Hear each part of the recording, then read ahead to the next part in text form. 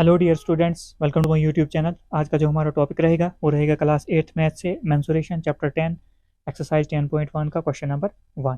इससे पहले वाली वीडियो में हमने जो है मेंसुरेशन की पूरी इंट्रोडक्शन कर ली थी। एक्सरसाइज करने से पहले जो है इंट्रोडक्शन देख लेना, आपको जो है इस चैप्टर की पूरी तरह से समझ आ जाएगी, क्योंकि मैंने पूरी जो है एक ही बार में सारी इसकी इंट्रोडक्शन करवा दी थी। तो अगर चैनल पर नहीं हो तो चैनल को सब्सक्राइब कीजिए, लाइक कीजिए, शेयर कीजिए और जितना हो सके ये चैनल उन बच्चों तक पहुँचाए जो घर से पढ़ते हैं, जो ट्यूशन नहीं करते हैं। तो हम क्वेश्चन शुरू करते हैं।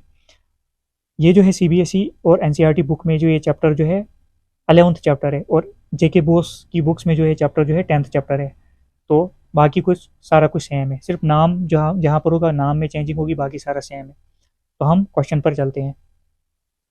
क्वेश्चन हमारा जो है ये, a square and a rectangular field with measurements as given in the figure have the same perimeter.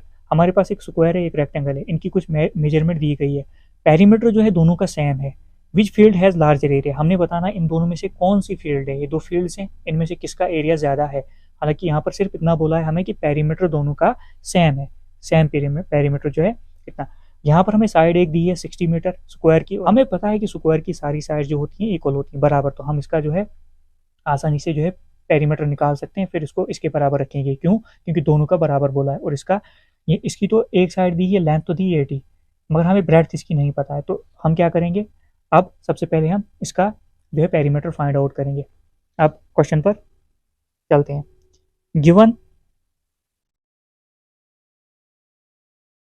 Side of A square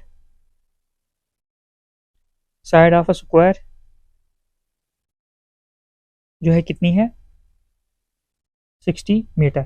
अब हमें पता है स्क्वायर की सारी साइड बराबर होती हैं, तो हम अगर इसका पेरीमीटर निकालेंगे तो उस पेरीमीटर की मदद से हम इसको भी सॉल्व कर सकते हैं। तो पेरीमीटर ऑफ स्क्वायर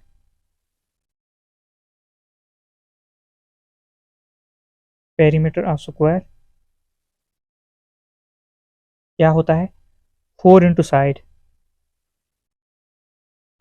होता है। यहाँ पर ही करता हूँ मैं, 4 और साइड कितनी है, 60 मीटर है। तो कितना आएगा, 6 4 24 आ गया, और ये 0 आगे मीटर। तो पेरीमीटर जो आया स्क्वायर का वो 240 मीटर आ गया। अब यहाँ पर बोला है कि पेरीमीटर दोनों का सेम है। अगर स्क्वायर का 240 है तो मतलब कहने का ये है कि रेक्टेंगल का भी 240 है। तो इसका यूज करके हम जो है इसकी लेंथ जो है, ब्रेड्थ जो है फाइंड आउट करेंगे। अब यहाँ पर लिखता हूँ मैं, it is given that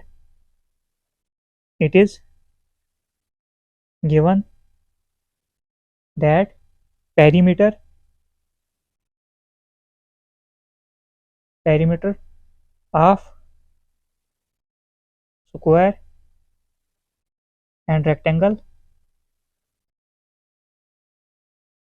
is same. तो इसका मतलब therefore perimeter of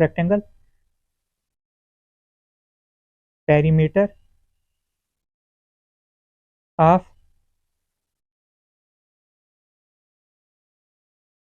perimeter of rectangular field वो कितना होगा, 240। अब हम क्या करते हैं, पेरीमीटर ऑफ रेक्टेंगल कितना होता है, 2 into length plus bread. Formula इसमें पुट करते हैं, 2 इंटू लेंथ प्लस ब्रेड जो होता है हमारा, बराबर किसके आएगा, 240 के। अब यहाँ पर फार्मूले से जब हम पेरीमीटर फाइंड आउट करते हैं तो वो होता है 2 इंटू लेंथ प्लस ब्रेड। हमें पहले ही पता है पेरीमीटर इसका कितना है, 240। इसकी हेल्प से हम क्या कर सकते हैं, ब्रेड जो है निकाल सकते हैं। अब हम क्या करते हैं, यहाँ पर टू टू को अगर मैं पहले ऐसे ही रखता हूँ, या साइड ले सकता हूँ, मल्टीप्लाई में डिवाइड में जाएगा। पहले मैं वैल्यूज पुट कर लेता हूँ यहाँ पर, 2 ऐसे आया, लेंथ हमारी कितनी है 80, तो ब्रेड था ऐसे ही छोड़ दो, बी में ऐसे ही लिखता हूँ 240 ऐसे। अब 2 यहाँ पर मल्टीप्लाई में उस साइड जाएगा, डिवाइड जाएगा, तो 80 ब्रैकेट खोल लो, 80 प्लस बी ऐसे आ गया इज इक्वल टू 240, और यहाँ पर मल्टीप्लाई में ट्रांसपोजिंग होगी, डिवाइड बनेगा, हो गया 2। तो इसको आप कैंसल आउट कर सकते हो, 2 12 होता है 24, और 0 जो है ऐसे आएगा। मतलब ये कितना आया, 120। उसके बाद अब 80, इसको क्या करता हूँ मैं, इसको ऐसे लिखता हूँ, एक बार फिर से लिखता हूँ मैं, 80 प्लस बी इजिकल टू कितना आया, 120। अब यहाँ पर 80 प्लस में उधर जाएगा, माइनस हो जाएगा, तो बी इस साइड ही रहेगा, 120। ट्रांसपोजिंग करेंगे, जब प्लस वाला उधर जाता है क्या बनता है माइनस, तो -80। दिस एम्प्लाइज दैट बी जो है हमारा कितना निकला, 120 में से 80 निकाला तो 40 मीटर। तो 40 मीटर हमारा जो है बी है। तो हमें जो है ब्रेड्थ जो है इसकी पता चल गई, वो कितनी है 40 मीटर। अब हमें बोला है कि which field has larger area, मतलब एरिया निकालना है। तो हम सबसे पहले क्या करते हैं, एरिया ऑफ स्क्वायर निकालते हैं। Area of